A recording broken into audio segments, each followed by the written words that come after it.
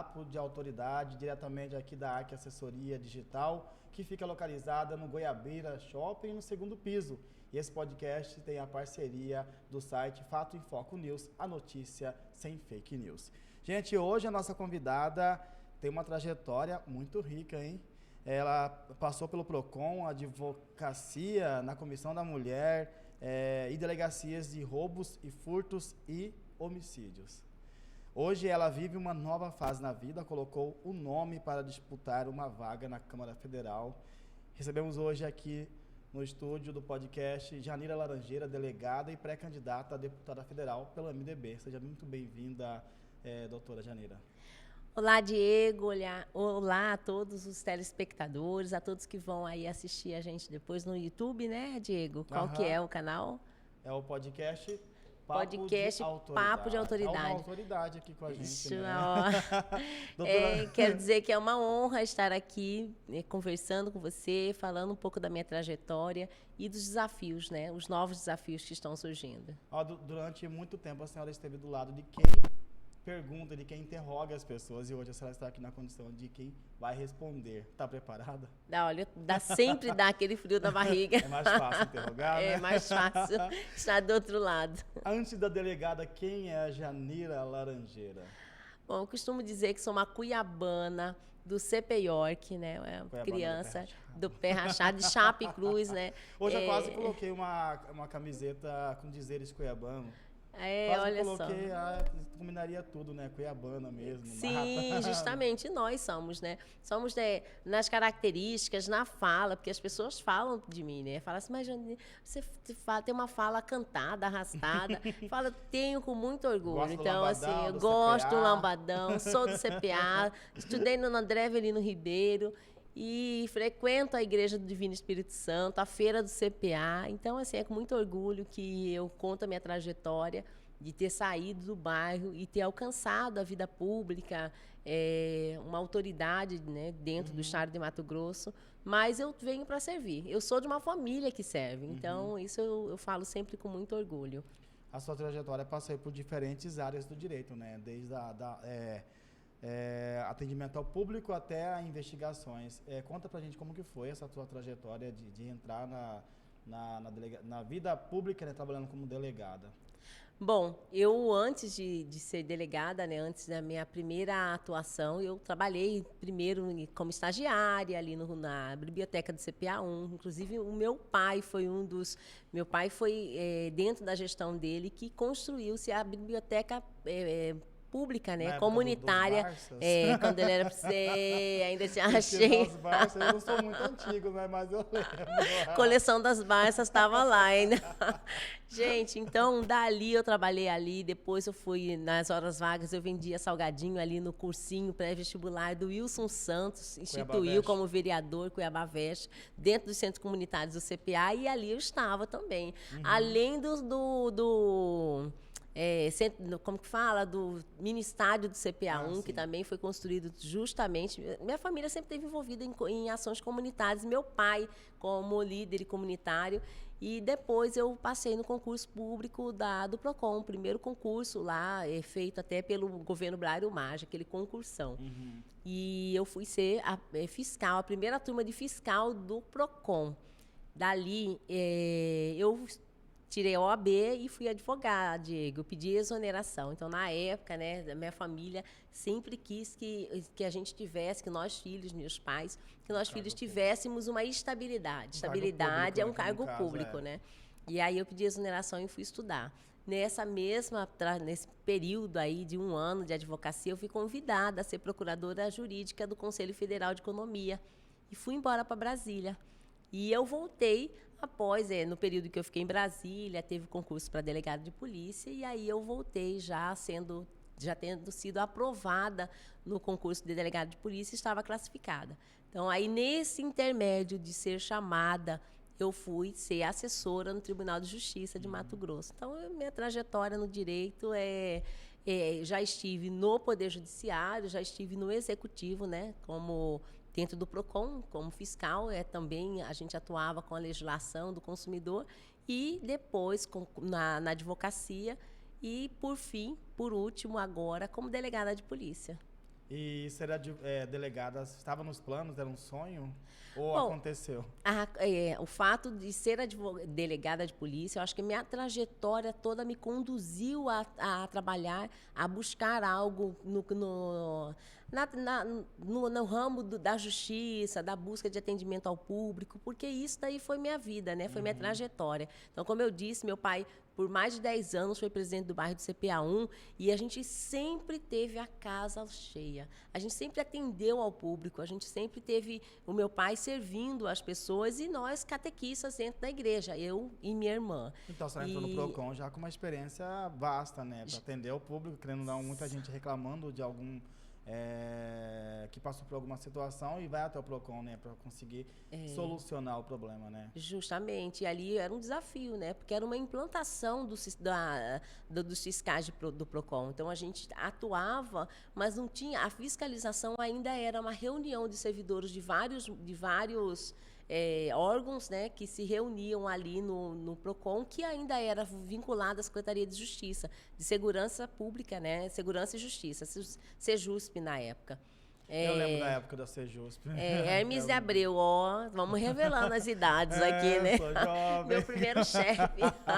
Meu primeiro não, né? Mas foi meu chefe. E depois eu fui aí para ser delegada de polícia. Olha, é uma trajetória, dentro da delegacia, eu tive a experiência de ir para o interior. Então, eu como filha... Você não ficou só na capital? Não, eu trabalhei lá em Confresa, Canabrava do Norte, foi a minha primeira lotação. Eu tive a honra de estar na Canabrava do Norte recentemente. Então, assim, por que a Confresa, por que Canabrava do Norte? Porque o Vale do Araguaia tem as minhas raízes. A minha mãe é de Araguaiana.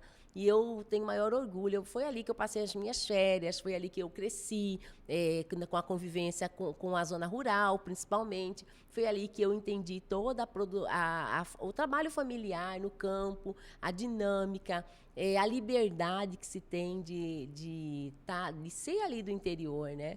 Então, e lógico, eu vi toda a construção até da rodovia, né? Da MT-070, porque eu ia para lá, para Araguaiana, na época em que o asfalto só chegava em Primavera do Leste. Eu também eu vim agora no final de semana lá da aldeia indígena de Sangradouro. E aí eu me recordei que na minha infância o ônibus que fazia de Cuiabá a Barra do Garças, ele entrava dentro da aldeia indígena Sangradouro, né, ali em Primavera do Leste. E, nossa, eu recordei da igreja, recordei de todo Uma nostalgia, né? Nossa, foi. Porque lá está construído os salesianos que serviam aquela comunidade, os povos originários, né? Então, ali eu recordo recordei e vivenciei tudinho. E aí descobri, quando eu contei para minha mãe que eu ia lá para Sangradouro para dar aula pela FACEIB, a minha mãe falou, você não acredita? Eu trabalhei lá como auxiliar de enfermagem com as irmãs Carmelita. Então, minha mãe, nos anos 70, antes de ser mãe, ela saiu da Araguaiana e foi servir na saúde, na área da saúde, lá na aldeia indígena de Sangradouro. Então, assim, depois que ela veio para Santa Casa da Misericórdia, em Cuiabá, também com as irmãs Carmelitas. Voltando um pouquinho lá atrás, o que motivou a senhora a escolher o direito como um curso para estudar? Foi o pai, a mãe? Como que foi essa decisão? Vou estudar direito, porque tem tudo a ver comigo. Como que foi isso? Bom, assim, a escolha do direito, primeiro que eu sempre falei para vocês que eu sempre digo, né, que a gente foi muito motivada a servidor público, mas assim, eu sempre fui apaixonada pela advocacia. Talvez e essa busca pela justiça, essa busca pelos direitos das pessoas, esse interesse de resolver a vida, de entender a dinâmica e acolher as pessoas, de resolver o conflito de uma forma geral, é o que me levou a escolher o direito. Até porque eu, bem jovem, eu fazia vestibular para medicina. Medicina? Porque o meu pai, na época de Dante de Oliveira, que extinguiu a Codemate, aí meu pai foi mandado embora. Então, naquela época, que eu comecei, tive que trabalhar, né? Tivemos que trabalhar, eu e a minha irmã. eu acho que eu estava com 15 para 16 anos, 16 anos. E aí eu fui fazer o curso de Direito e, inclusive, não passei na escola pública, né? E não, naquela época só era vestibular, não tinha ProUni, não tinha... Você pagava um valor e aí eu trabalhava e pagava o meu curso de Direito na Unic. É só desse tempo aí da UFMT, né? Você faz a prova ali, uma vez no ano, assim como também é o Enem. Doutor, agora vindo como delegado, doutora, é possível enfrentar diariamente a violência sem se tornar uma pessoa mais dura? É possível, é possível. Eu sempre falo isso porque eu ainda me sensibilizo com cada atendimento que eu faço, sabe? Eu ainda me indigno, eu ainda fico de uma forma assim... emocionada mesmo e sentindo a dor do próximo. Porque o que a gente precisa é justamente fazer essa diferença. A gente precisa entender que o olhar diferenciado da autoridade, o olhar diferenciado do servidor público, ele precisa imperar dentro desse sistema, do sistema de justiça principalmente. Por quê? Porque nós trabalhamos com toda a truculência, nós trabalhamos com a mazela da sociedade. Quem que quer atender usuários de drogas, quem que quer atender pessoas com distúrbios, para onde que são levadas essas situações? Conflito familiar, é levado para onde? Para o hospital? Não, é levado para a delegacia. Muitas vezes não é nem caso de delegacia. A maioria das vezes, transtornos, quebradeira, pessoa que tem problema mental, mas é conduzido tudo para uma unidade policial. E se nós não tivermos esse equilíbrio, se nós não tivermos esse olhar diferenciado, nós vamos, vamos dizer, desaguar tudo isso na justiça, no Tribunal de Justiça, no Poder Judiciário. E talvez seja por essa sensibilidade, por vamos dizer, essa capacidade de eu me doer, me sentir mesmo a dor do próximo, me indignar com a situação, com as situações de injustiça, é que eu consigo mesmo desempenhar o meu papel com excelência, porque hoje eu faço, sim, esse atendimento, esse acolhimento e direcionamentos. Então, inúmeros casos que eu já atendi, num plantão de delegacia, principalmente, que eu não pedi prisão, que eu pedi internação, que eu pedi... que eu fazia os requisitos da lei, que não era a nossa atribuição. Porque um plantão de justiça, um plantão policial hoje, você faz a análise e você faz encaminhamentos. Você não se debruça, até porque você não tem tempo. Só que tem situações... E não é um plantão leve, né? E não é um plantão leve. Então, você precisa ter essa sensibilidade para que você consiga entregar algo a mais, sabe? E a população está carente disso. Nesse tempo de experiência da senhora na delegacia, são quantos anos, delegada? 13 anos vai fazer agora em agosto. Quase 13 anos. Quase 13 delegada. A senhora chegou um período a atuar no combate à violência contra a mulher. Como que foi esse período para a senhora? Bom, esse foi meu maior período, né, no combate à violência contra a mulher. Então, desde a pandemia, bem no período da pandemia, em 2020, que eu entrei para essa pauta em setembro, na inauguração da Delegacia 24 horas, né? Fui uma das equipes que entrou com a inauguração no dia 9 de setembro de 2020. Então, ali eu me encontrei, Diego. Ali eu encontrei... Aqui é o meu lugar. E assim, eu vou te confessar que eu tive uma resistência de ir para essa pauta, sabe? Tive resistência por quê? Porque... Estava mais confortável lá, não que você estava... A DHPP é uma delegacia que eu também sou apaixonada, porque você trata o crime, você investiga o crime completo, desde o local do fato, você colhe todas as informações, você tem contato com a família, você vê a tragédia e a dor, você consegue acompanhar a dinâmica da investigação, como as perícias, os resultados, e você consegue fazer as oitivas preliminares, confrontar depois, interrogar. Também, como a senhora está sendo agora, então, mas a Delegacia da Mulher é um desafio maior, porque ela também me moldou. Ela também me trouxe toda essa sensibilidade, ela que me fez mais, vamos dizer, não tolerante, mas mais acolhedora com esse tipo de delito, porque a gente tem uma resistência, porque a sociedade, de uma forma geral, e eu não era diferente, eu resisti a entender por que aquela mulher não sai daquele relacionamento, eu resisti a entender por que eu vou ter que atender inúmeras vezes a mesma mulher. E só estando dentro da unidade policial que atende mulheres vítimas de violência é que você consegue ver que falta muito além do que está determinado na lei. Falta muito além, é uma rede eficiente. A gente precisa entender que essa mulher ela não vai sair se nós não tivermos se nós não ativarmos o terceiro eixo da Lei Maria da Penha, que é a assistência. Então, ela precisa de assistência psicológica, ela precisa de assistência financeira, ela precisa de assistência habitacional. Os seus filhos precisam de creche, seus filhos precisam de escola próxima da sua casa, de alimentos.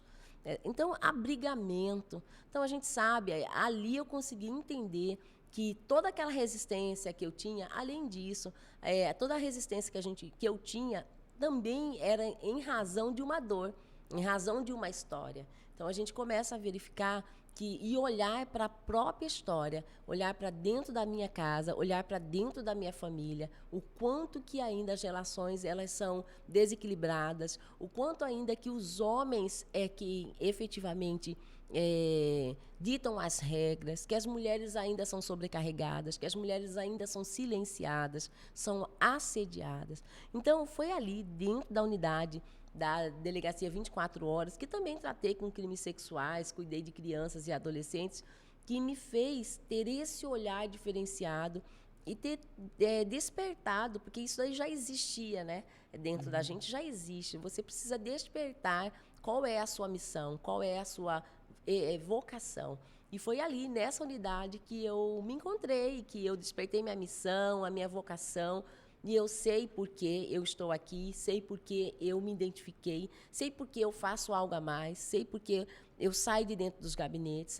Todo o meu período de atuação dentro da violência doméstica, eu não fui uma delegada que só fazia plantão. Nas minhas horas vagas, eu estava na sala de aula, eu estava na comunidade, eu estava em hospitais, estava em empresas, fazendo toda essa dinâmica de conscientização, que é o primeiro eixo que a Lei Maria da Penha fala para a gente enfrentar a violência, que é a prevenção.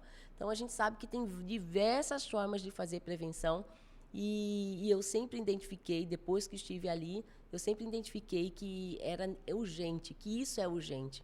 Naquele período que a senhora esteve lá, teve algum caso assim que a senhora se envolveu muito? A senhora como mãe, como mulher, tem algum caso que chocou bastante a senhora? Bom, Diego, atender, né, essa mulher, o caso.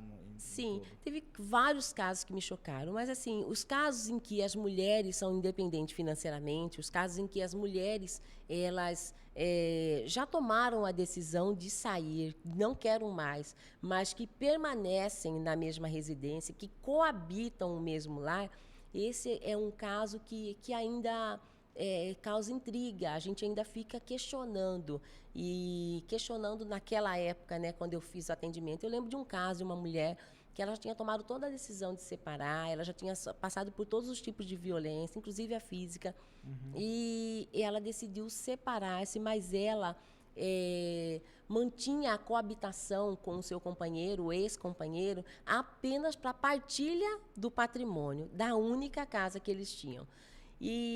Só que ela também já estava preparando toda a mudança dela para fora, para a Europa, onde já estava uma amiga dela lá. E, certa vez, ela também começou a conversar com alguém, com um rapaz, pelo Facebook, já conhecendo uma pessoa, se permitindo viver e ter um novo relacionamento. Mas ela já tinha tirado seu passaporte, comprado todas as roupas, já estava no processo de venda da casa, ela ia usar aquele dinheiro para ela ter uma nova vida e tentar a vida lá fora. Lá. O filho já estava maior de idade, empregado. Até que quando ele descobriu ela conversando no Facebook, ele destruiu todas as roupas delas, passaporte, e só não agrediu ela, só não chegou à agressão fatal, porque teve intervenção dos vizinhos que também ligaram para os filhos, era horário do filho chegar, e ela foi parar no meu plantão. Então, essa situação é uma situação que me marcou muito. Um outro fato, eu sempre falo das mulheres que já estão, vamos dizer, que já estão no mercado de trabalho, que já são mulheres resolvidas, independentes financeiramente. Homem, né? Foi uma outra situação de uma profissional de saúde, e que no meu plantão, eu recebi a ligação de seus colegas de trabalho. Então, ela estava com um dos olhos dela roxo, triste, chorosa, cheia de maquiagem, e ela foi trabalhar. Então, nessa oportunidade, quando me ligaram dentro do plantão, porque assim, como você sai da unidade, até seu telefone, todo mundo fica sabendo. E meu telefone é assim, as pessoas me ligam, onde eu dou palestra, as pessoas me conhecem. E me ligaram no meu celular. Doutora, a situação é essa, nós precisamos de uma ajuda, a gente precisa convencê-la que ela precisa denunciar.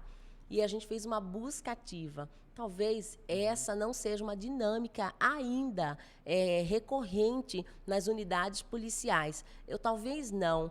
Eu me arrisco a dizer que ainda no estado de Mato Grosso não existe, não tem. Se tiver, muito pontual, no CPF da autoridade ou do profissional, que vai lá fazer essa busca ativa de mulher vítima de violência. E nós fomos fazer essa busca ativa. Conversamos, ela discretamente, mas ela assumiu o compromisso de aparecer na unidade policial no final da noite. E ela foi. E a gente já deixou toda a equipe preparada para fazer esse acolhimento, para fazer toda a perícia, para preservar a prova. Só que tempos depois, essa mulher ela voltou com seu agressor. Ela tinha uma criança pequena e ela voltou com seu agressor. E ela estava envergonhada. Né? Só que mais para frente ela pediu orientação e, de fato, com a ajuda da família que apoiou ela efetivamente rompeu com o relacionamento e tocou a vida para frente. Então, assim, são esses casos. Eu já tive inúmeros casos. Quando eu estava na DHPP, Diego, eu nunca esqueço de ter atendido uma mulher que saiu da imprensa, o noticiário, que ela morreu dentro de um motel em Várzea Grande. Eu fiz o local de crime dessa mulher. O que esse caso traz de emblemático para a gente? Traz porque a mulher volta para conversar. A mulher volta para decidir sobre a partilha, sobre a guarda das crianças, sobre a separação, sobre os alimentos. Ela sempre dá a oportunidade. Só que, assim, ainda a família, ainda tem essa orientação da família de que volta lá para conversar. Volta lá para conversar, tenta resolver. Só que eu sempre falo para as pessoas, gente, se você faz uma pergunta para essa vítima, para essa mulher, você tem medo dele? Se você tem medo dele, não volte para conversar. Porque já existe, e principalmente se já existe ameaça, perseguição, agressão física, ciúme possessivo, descontrolado, isso não vai ser um diálogo, é uma relação de desequilíbrio. Então, não volte para conversar. Então, a primeira coisa, o primeiro conselho que a família deve dar para uma mulher que está numa situação dessa de risco,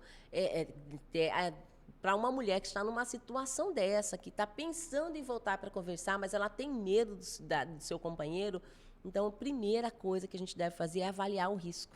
A gente deve perguntar para ela se ela tem medo e avaliar o risco, porque aí é o momento da gente primeiro protegê-la, primeiro estabelecer toda a dinâmica de proteção, medida protetiva, conversar num local em que a família esteja junto, não ir dialogar sozinha, porque, na minha experiência, já tive mulheres que não voltaram para casa. Já que você tocou no assunto de medida protetiva, a medida protetiva realmente protege as mulheres ou é apenas um registro que a mulher está sendo ameaçada, doutora? Bom, Diego, a medida protetiva... primeiro eu gosto de falar da estatística, porque a gente já dá logo o resultado dessa pergunta, a resposta dessa pergunta. A estatística mostra que a maioria das mulheres que morreram no Brasil, no estado de Mato Grosso, não é diferente, não tinham sequer um boletim de ocorrência. Ou seja, a medida protetiva tem o seu papel, sim, de coibir, de intimidar, de educar o seu agressor. Ocorre que a medida protetiva sem monitoramento, a medida protetiva sem assistência, a medida protetiva sem qualquer outra medida de proteção para essa mulher, ela pode ter essa sensação de insegurança. Então, muitas vezes, ela está com esse papel, com essa medida protetiva e se valendo do efeito que essa medida causou para o seu agressor.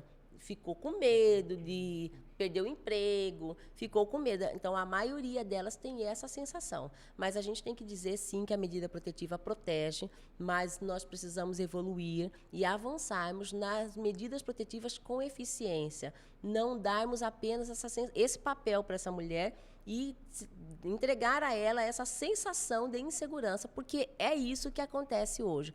Até porque quando a gente sabe que temos botão do pânico, outras medidas como o botão do pânico, tornozeleira eletrônica, mas ainda são medidas insuficientes. Ainda existe na sua maior totalidade na capital ou nas cidades maiores, e o interior do estado está sem proteção com relação a esse tipo de ferramentas. E a senhora defende o uso de tornozeleiras eletrônicas para esses agressores? Sim. Estão com medida protetiva? Eu não defendo só o uso de tornozeleira eletrônica, eu defendo que o Estado monitore essa tornozeleira eletrônica e não monitore junto com os demais delitos. Monitore exclusivamente uma central de monitoramento exclusivo para agressores de mulheres. Porque ainda o botão do pânico, por exemplo, ele toca onde? Ele toca lá no 90, onde toca, onde liga, onde aciona aquele que ligou por causa do roubo, do furto. Tinha que ter uma prioridade, Diego. Precisamos ter prioridade na proteção de mulheres. E isso a gente ainda não vê isso no estado de Mato Grosso. No Brasil, de uma forma geral. Tem acompanhado que o estado de Mato Grosso está no ranking aí, né, dos estados com mais feminicídios no Brasil. Como que a senhora vê essa realidade, doutora? Isso é falta de penas duras? O que a bancada federal, o que a política tem feito para mudar essa realidade aqui no estado de Mato Grosso e sair desse ranking, né, de um estado que mais mata mulheres? Bom, Diego, o estado de Mato Grosso está nesse ranking por mais de 3 anos, há 3 anos, se não me engano, justamente por falta de políticas públicas eficientes. Não adianta lançarmos aí plano de governo, plano de enfrentamento à violência contra a mulher, e não tirarmos do papel. Não colocarmos medidas efetivas que enfrentem a violência. Ampliarmos aí o alcance dos grupos reflexivos.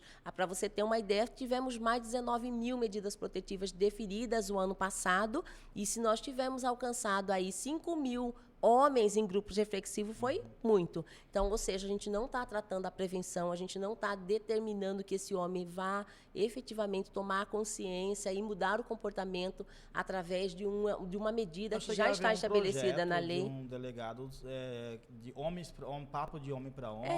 Existe isso, né, dentro da Polícia Civil, né? Só que é insuficiente, Diego. Insuficiente porque só existe dentro da capital. Existe só dentro da Polícia Comunitária. Não estende ao estado inteiro. Lógico, existe aí uma dinâmica de capacitação para o interior, mas eu não vi ainda essa dinâmica, não vi isso acontecer. Tá? Posso estar enganada, se é pontual, se existe. Agora, o Ministério Público tem avançado com grupos reflexivos em alguns interiores, em alguns municípios do interior. Isso eu já vi também, a dinâmica, mas ainda é insuficiente. Face ao número a quantidade de ocorrências que nós temos no estado do Mato Grosso. Então, acho que não é só o grupo reflexivo, é também a tornozeleira eletrônica, que nós precisamos, mas a tornozeleira eletrônica, ela também tem que comunicar com essa mulher, como que é, ela vai ter sempre que ligar no 90, ou ela poderíamos evoluir para ela monitorar aí esse trajeto desse homem, como já existe em outros países. Poderíamos também, outra situação que poderíamos avançar é a transferência de renda, o Ser Família Mulher, que pouquíssimas pessoas que foram efetivamente... como que fala, agraciadas, que conseguiu ser beneficiada. E isso tudo eu estou comparando com os gastos que nós temos com essa propaganda, por exemplo. Nós fizemos muita propaganda no estado de Mato Grosso, e isso daí é uma comparação que nós temos que ter. Fizemos muita propaganda para esse programa, mas efetivamente não gastamos o que, de transferência de renda, o que gastamos com propaganda. Para se ter uma ideia. Então, assim, a gente precisa ter esse olhar diferenciado, e só quem está aqui na ponta, só quem atende mulheres todos os dias, só quem atende telefonemas de mulheres e faz esse acolhimento é que sabe onde que nós estamos falhando. Há uma carência no estado de mais delegacias com atendimento exclusivo para mulheres, doutora? Sim. a alça urgência. Não, mas eu digo que não é só criar delegacias, até porque a gente tem um número de efetivo muito reduzido. Nós precisamos ter delegacias funcionais, delegacias humanizadas. Foi-se aí, eu vi hoje na imprensa, a Delegacia da Mulher de Várzea Grande, que está funcionando, só que usa servidores emprestados de outras unidades. Eu trabalhava dentro da Central de Flagrante de Cuiabá e ali uma equipe, um escrivão ou um policial, ele tem que ele é cedido, né? Então a gente trabalha com número reduzido na Central, que é uma delegacia com inúmeras ocorrências, o fluxo é muito grande, para aí amparar uma outra unidade que foi inaugurada sem essa, vamos dizer, sem ter essa equipe montada suficiente para atender com dignidade, para não permitir que as pessoas esperem por muito tempo, para deslocar, para fazer um deslocamento de uma mulher para uma perícia, ou para levar para sua residência, ou para um abrigamento. Então, assim, a gente precisa olhar essas políticas públicas e efetivamente saber olhar, não só falar assim, olha, aplaudir, está certo, abriu, não é só isso, não é abrir. Até porque nós temos que falar dos nossos policiais, que estão sobrecarregados nessas atividades. Então, a saúde mental. E aí está todo mundo tendo que trabalhar, tendo que dobrar, tendo que sair da sua unidade para ir socorrer uma outra unidade em razão dessa falta, talvez, né, de planejamento. Antes da gente entrar nas eleições de 2026, estou com um tempo bem já corrido aqui, gostaria que a senhora falasse sobre o Movimento Voz, que a senhora é idealizadora desse projeto, desse movimento, como que funciona e como que surgiu, né, esse projeto.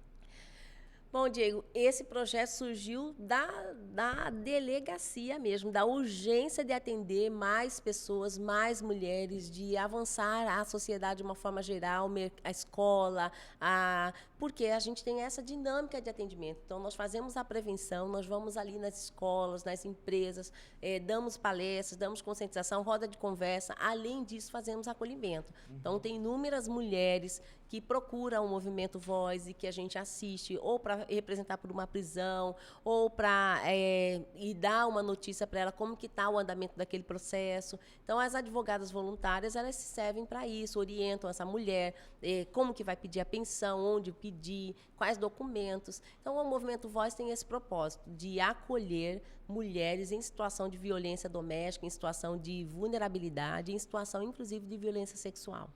Vamos falar agora de eleições 2026, estamos aí num momento bem decisivo, né, para Mato Grosso, no Brasil todo também. As convenções estão já na reta final, inclusive o MDB realizará a convenção na próxima semana, na terça-feira, dia 4, às 17 horas. E a senhora decidiu lançar o seu nome para disputar uma vaga na Câmara Federal. O que te motivou a deixar de lado um pouquinho ali a delegacia e disputar, tentar... A senhora é pré-candidata, né? Já vai ser homologada na próxima semana. O que te motivou a entrar de cabeça nas eleições, na política desse ano? Bom, Diego, a minha experiência, a minha vivência dentro da delegacia é fundamento de tudo, né? Eu sei onde está falhando, eu sei onde nós precisamos modificar a legislação, eu sei onde os recursos, as emendas parlamentares têm que virem.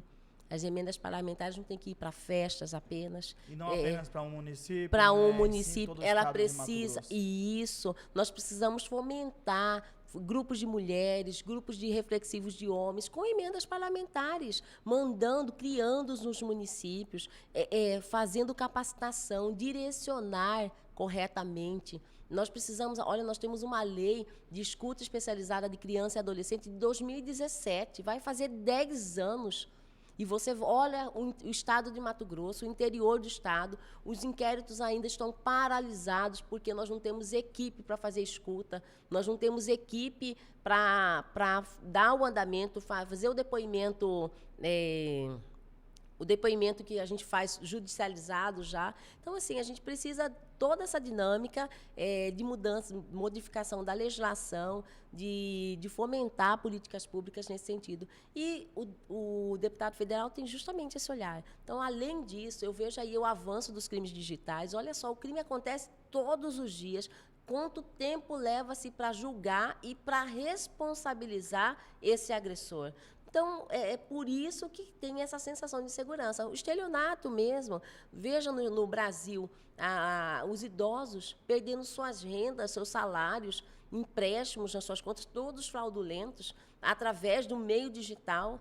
E nós não temos legislação que responsabilize com a mesma efetividade, com a mesma velocidade que o crime acontece. Então, isso demanda legislação. Além disso, eu estou dizendo só na parte de segurança pública, que eu domino principalmente, mas temos outras legislações que precisam ser modificadas, como, por exemplo, a saúde mental. A saúde mental hoje existe, sim, inicialmente ali na atenção primária, que não é frescura. Justamente, nós temos que fortalecer o tratamento da saúde mental aqui na atenção primária, porque ali existe o diagnóstico, mas a especialidade, a internação, o tratamento efetivo com o remédio, a gente vai buscar só a atenção secundária, ou seja, a pessoa tem que ser regulada, a pessoa precisa buscar um especialista, porque ali na atenção primária, aquele atendimento ainda não é fortalecido. Então, eu também defendo isso. Então, dentro da saúde, dentro da saúde mental ainda falando, nós precisamos acolher de quem cuida. Como estão os nossos conselheiros tutelares? Será que eles são cuidados? Eles trabalham com casos gravíssimos de violações de direito de criança e adolescente.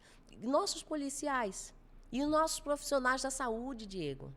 Nós não temos uma política de acolhimento, nós não temos uma política que faz efetivamente palestra, não quer dizer palestra no ambiente institucional, não quer dizer tratamento de saúde mental. Quantas vezes eu saí de local de crime e tive que no outro dia estar na delegacia?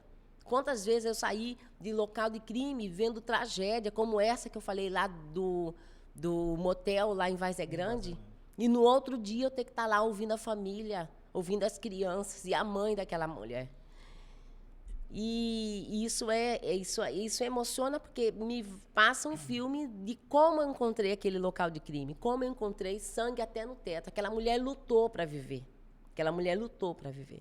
Então, assim, são situações que a gente tem a vivência, a gente sabe onde pode melhorar, onde deve melhorar e modificar, fora a dinâmica da investigação já no âmbito judicial. Nós precisamos modificar essa legislação para que seja mais célere.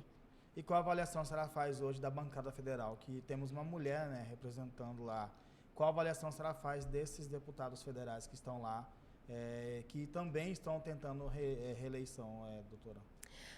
Bom, eu espero que a população mato-grossense faça essa avaliação, porque a gente vai dentro da nossa proposta e eu penso que toda a imprensa deveria estar trazendo à luz todas as emendas parlamentares, todos os projetos de leis que foram estabelecidos, que foram provocados por essa bancada.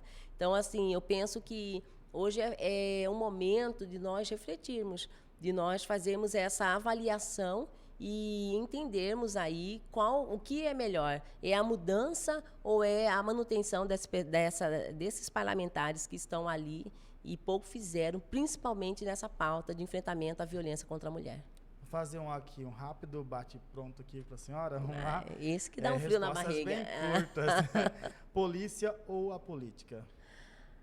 Olha, a política, porque você consegue alcançar muito mais pessoas, você consegue avançar e proteger e atender a polícia de uma forma geral. Punição ou prevenção? Prevenção, com certeza. Você fala muito sobre a prevenção. Falo muito sobre prevenção. A minha atuação é baseada na prevenção. Agora, lealdade ou verdade? Olha, eu prefiro a verdade. Prefiro a verdade. Uma falha... Não podemos ser corporativistas por lealdade, né? E uma falha da segurança pública? É falhar na prevenção, justamente. Uma lei que precisa mudar? Bom, ai meu Deus, eu penso que é uma lei que precisa mudar, é a lei dos crimes cibernéticos, que precisa avançar, não só mudar, né? Então a gente precisa colocar em prática essa legislação que está aí alcançando criança, pessoas idosas, que nós mulheres, homens e mulheres. Então acho que fortalecer essa legislação com responsabilização é o primordial. Uma característica que seus adversários subestimam. É a minha coragem. A sua coragem. E a escolha do MDB, hoje nós sabemos que a presidente do MDB é uma mulher, né? A única deputada estadual que está galgando aí uma pré-disputa, né, para o Senado. A escolha do MDB foi por conta da deputada Janaína Riva, que tem um trabalho uma atuação em defesa da mulher, assim como a senhora também? Foi isso que atraiu a senhora até o MDB? Foi uma das razões. Primeiro, pelo trabalho dela prestado, pela coragem, pela postura dela em defesa de nós, servidores públicos também, e também por ser uma mulher que lidera e ser uma mulher que acolhe. Então, assim, eu fui acolhida, eu sou liderada, me sinto representada, e o MDB também tem toda essa, vamos dizer...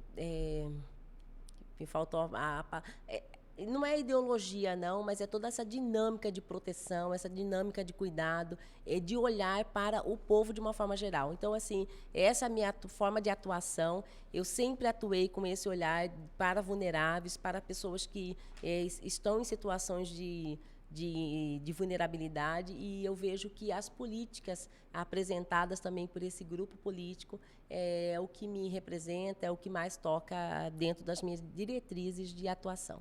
E nesses dias intensos aí de pré-campanha, a senhora já percorreu mais de 60 municípios, né? Já. O que a senhora viu de maior necessidade de cada população do nosso Mato Grosso? A saúde.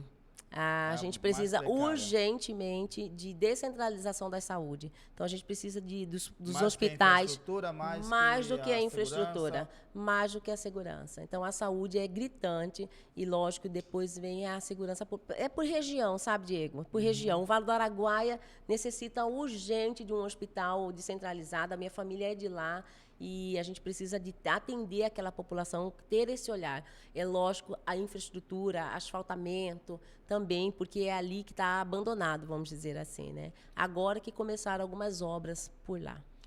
E o que a senhora estaria disposta a perder para não perder seus princípios? Perder qualquer cargo. Qualquer cargo. Qualquer cargo. Status. Tem alguma coisa que a gente não falou aqui que a senhora gostaria de falar nessa reta final, nesses últimos minutinhos? Que acho que a população de uma forma geral, os mato-grossenses de uma forma geral, olhem com bastante verdade para as propostas, para as pessoas, para os princípios de cada um e também pelo serviço prestado. Então, eu penso que nós precisamos efetivamente olharmos dentro da oportunidade que cada candidato teve.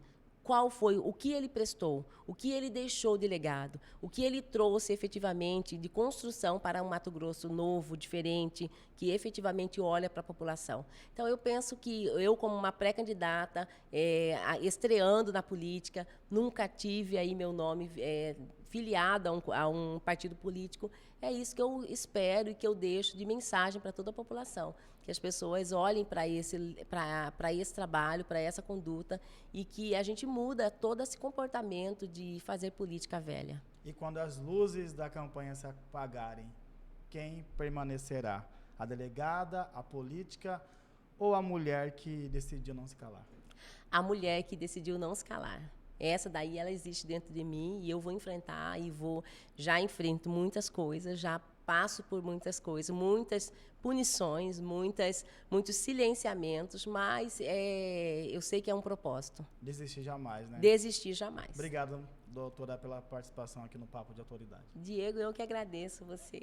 Obrigado. Mais uma autoridade aqui com a gente. Ficamos por aqui, até a próxima, para você rever cortes também no canal do YouTube, Papo de Autoridade, e até a próxima. Tchau, gente. Não percam, hein? Não percam.